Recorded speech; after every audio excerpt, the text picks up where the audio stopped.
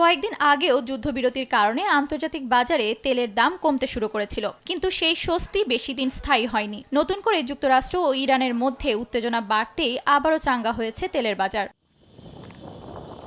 বুধবার আন্তর্জাতিক বাজারে ব্রেন্ট ক্রুডের দাম এক পর্যায়ে প্রায় 3% বেড়ে ব্যারেল প্রতি $76 উপরে উঠে যায়, যা 23 জুনের পর সর্বোচ্চ।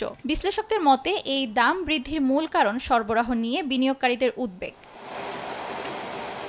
পরিস্থিতি জটিল হয়ে ওঠে হরমুজ প্রণালীতে 3টি বাণিজ্যিক জাহাজে হামলার পর। এই হামলার জন্য ইরানকে দায়ী করে যুক্তরাষ্ট্র, কাতার ও সৌদি আরব। এরপর যুক্তরাষ্ট্র ইরানের বিভিন্ন লক্ষ্যবস্তুতে হামলা চালায়। একই সঙ্গে ইরানি তেল রপ্তানির ওপর দেওয়া সাময়িক নিষেধাজ্ঞার ছাড়ও প্রত্যাহার করে ওয়াশিংটন।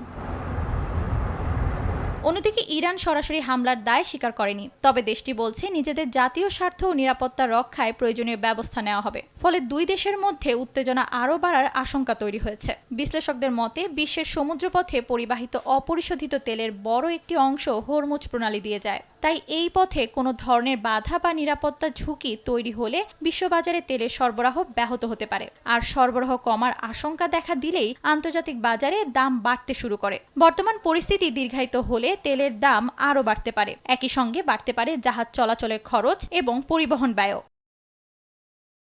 আন্তর্জাতিক বাজারে তেলের দাম বাড়ার প্রভাব পড়তে পারে জ্বালানি আমদানি নির্ভর দেশগুলোর উপর। আমদানির ব্যয় বাড়লে চাপ তৈরি হতে পারে বৈদেশিক মুদ্রার রিজার্ভে। পাশাপাশি পরিবহন খরচ বেড়ে উৎপাদন ব্যয় ও মূল্যস্ফীতির ওপরও নতুন চাপ সৃষ্টি হতে পারে।